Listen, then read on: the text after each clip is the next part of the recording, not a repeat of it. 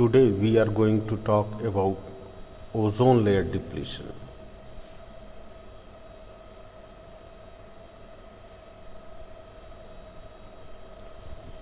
You may find the lecture note link as given in this slide.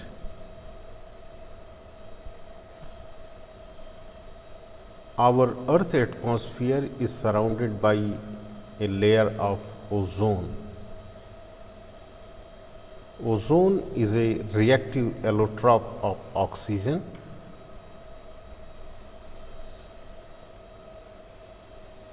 It is a pale blue gas which is found in our near stratosphere.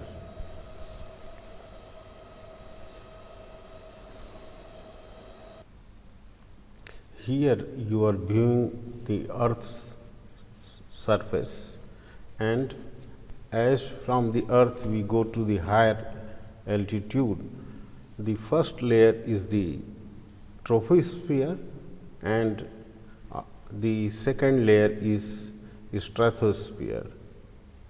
Ozone is confined in the stratosphere. So, this is the stratosphere,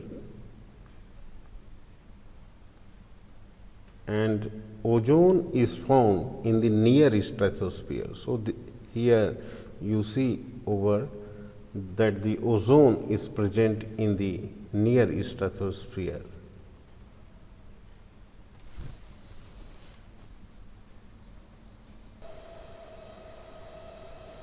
As we go up in the stratosphere, we will find that the ozone concentration varies, and the maximum ozone concentration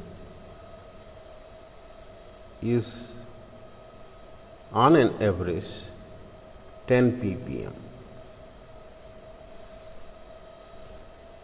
In stratosphere, ozone absorbs UV radiation that are incoming from our solar radiation.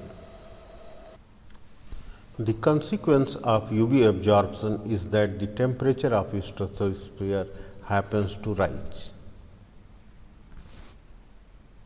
With the altitude, you may find the rise in the temperature of the stratosphere,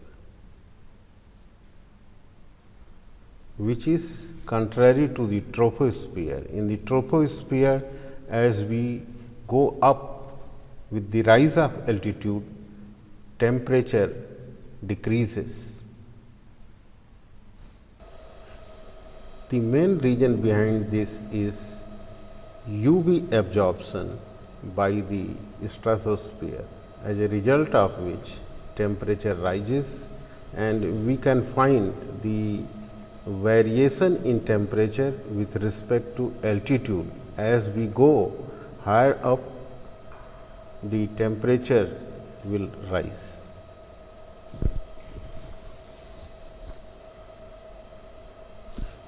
In the Earth atmosphere, ozone is found at two places, one in stratosphere, that is the stratospheric ozone, and second in the troposphere, that is the tropospheric ozone. So, our in this lecture primary concern is on stratospheric ozone.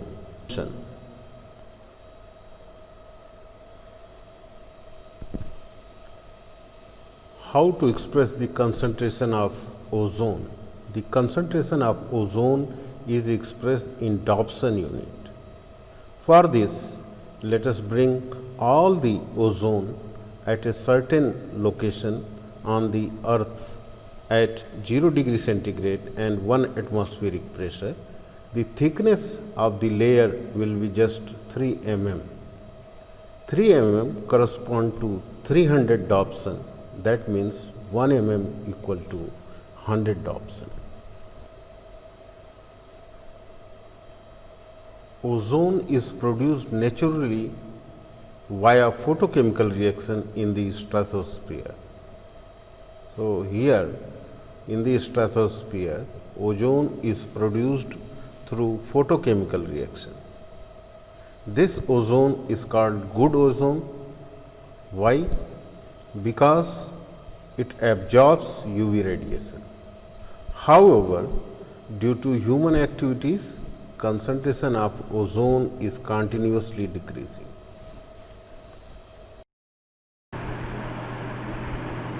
The very question is that why ozone is there in Earth atmosphere?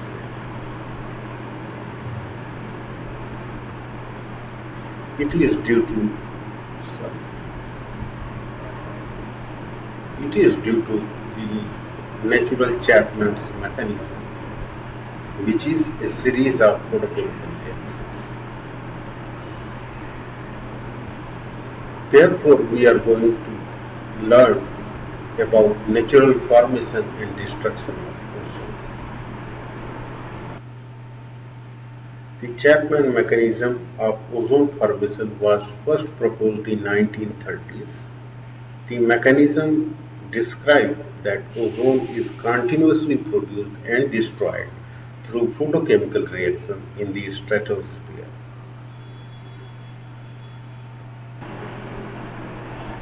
Let us learn about the formation of ozone.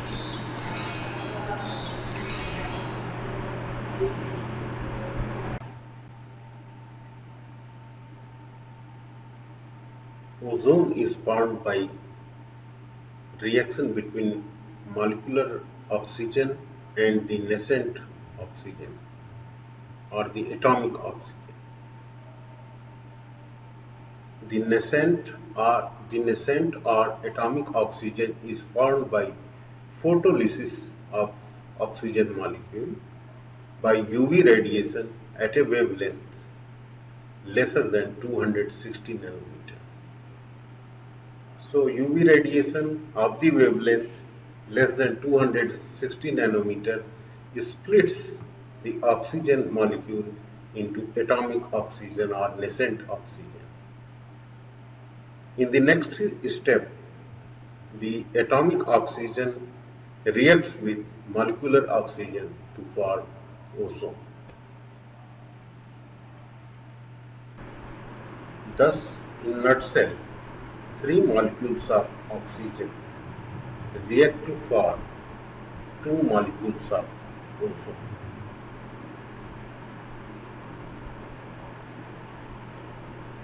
Let us talk about the destruction of ozone. Ozone is destroyed by UV radiation, that is of the wavelength less than 310 nanometer.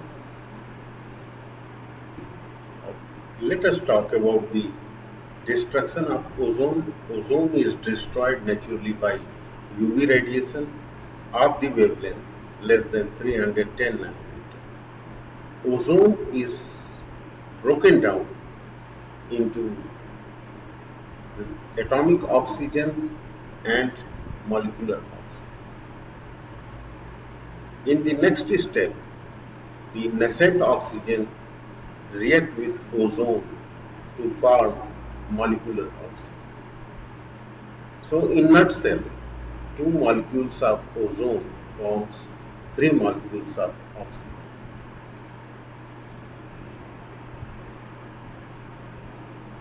So there is a continuous formation of ozone as well as destruction of ozone.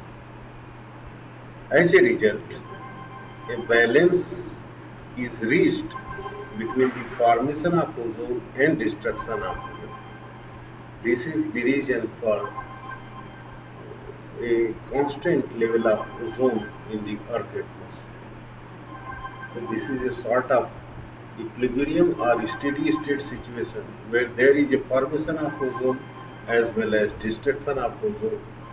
So as a result, in nutshell, there is a constant level of ozone present in the atmosphere.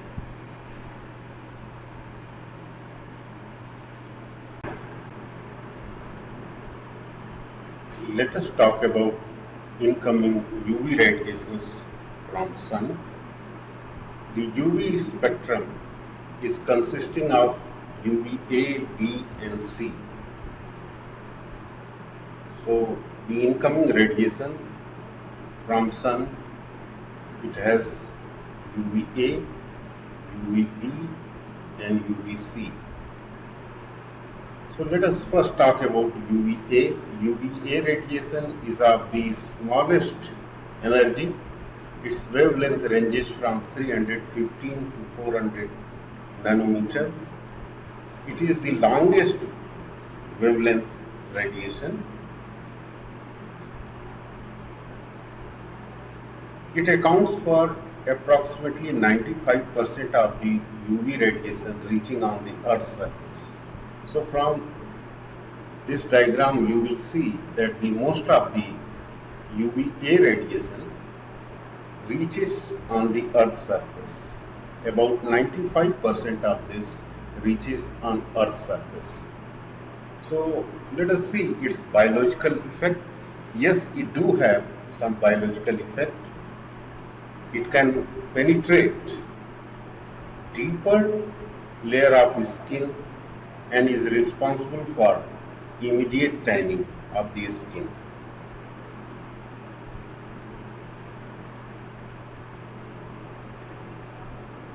However, for a long time it was thought that UVA could not cause any lasting damage.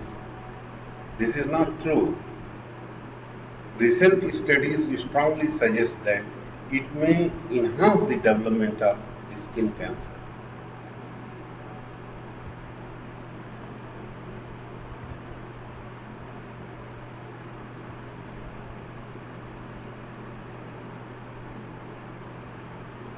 UVB, it is of medium wavelength. Its wavelength ranges from 280 nanometer to 315 nanometer. It is quite energetic and interacts with life forms, causes sunburn, skin cancer and other sort of disorders.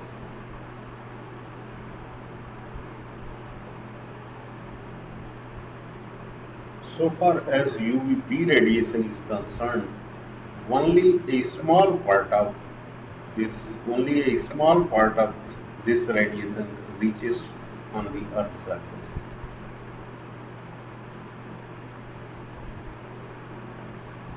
UVC radiation, the wavelength is short wavelength. That means 100 nanometer to 280 nanometer.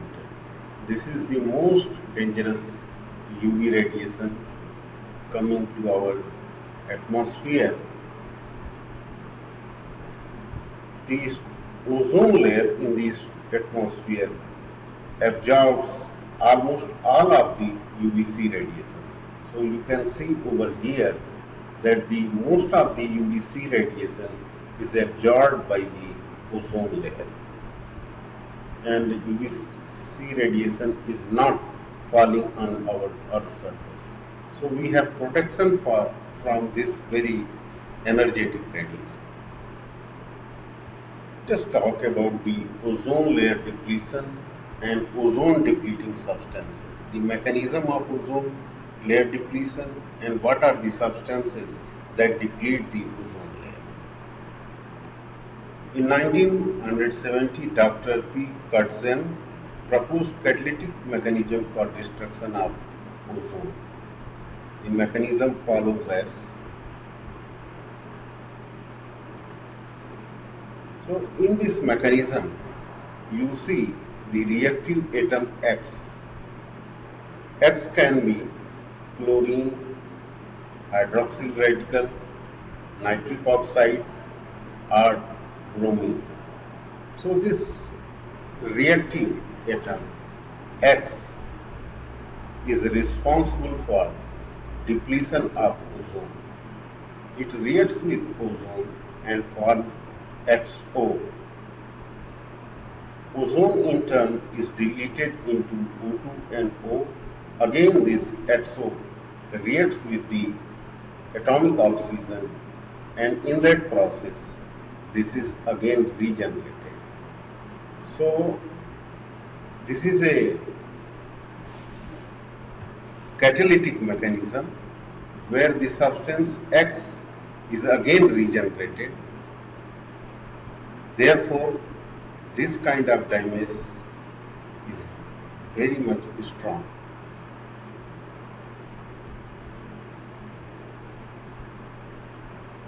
It has been well proved that chlorofluorocarbons, CFCs, the active atom derived from this is chlorine, and this is responsible for depletion of ozone. So let us talk what are the sources of CFCs.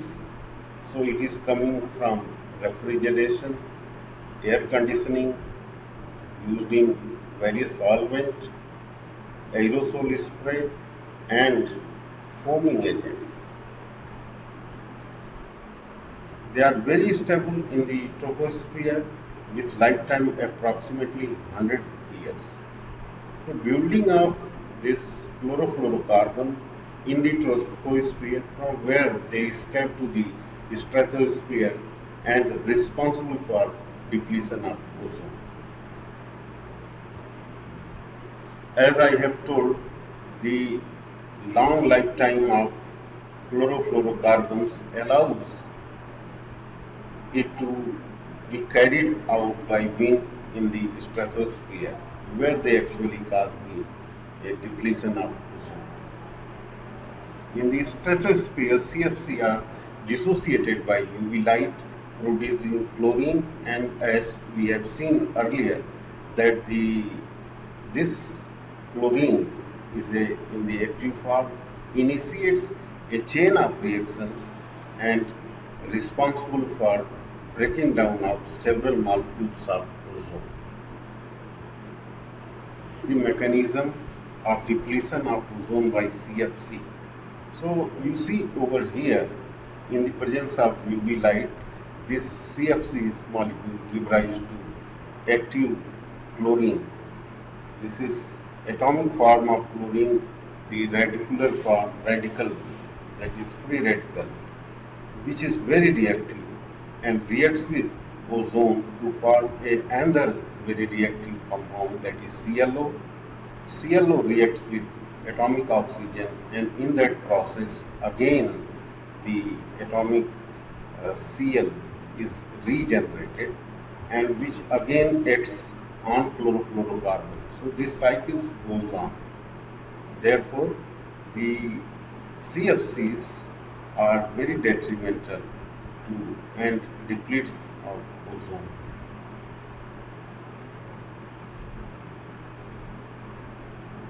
You may watch this animated video on ozone layer depletion. But here you see various ozone depleting substances. As I have told you, chlorofluorocarbons, halogens, carbon tetrachloride, methyl chloroform, even chloroform, and hydrofluorocarbons are the main ozone depleting substances.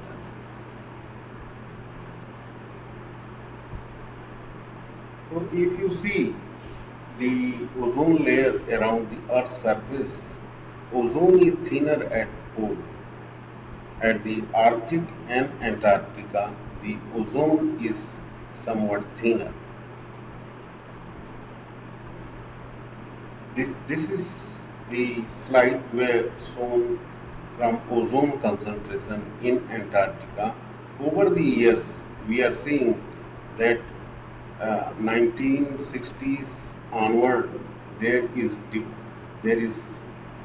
rapid decline in the concentration of ozone. So from 300 and slightly more, the now level reaches to the about 100,000. So there is severe depletion of ozone layer, particularly at Antarctica. Now the question comes, why has an ozone hole appeared over Antarctica when the ozone depleting substances are present throughout the stratosphere? So the answer is through the chlorofluorocarbons, through winds, the the activities in the northern hemisphere where population is very high, they are carried out to the southern hemisphere, and the climatic condition of southern hemisphere is such that favors depletion of ozone. The two main regions for depletion of ozone are the polar vortex formation at the southern pole and the polar stratospheric clouds. The temperature during winter is minus 80 degrees centigrade. So, water vapors present in the stratosphere is converted into ice. So there is a formation of ice clouds, and this traps the all the reservoirs that are responsible for ozone depletion. And during onset of summer, this provides a ground for rapid destruction of ozone. You may see this video, the Antarctic ozone hole from discovery to the recovery.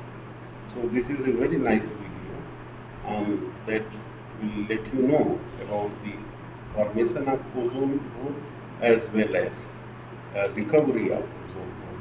Nowadays, it is a emerging view that ozone hole is not a permanent thing. It is recovering, but this process is very time taking.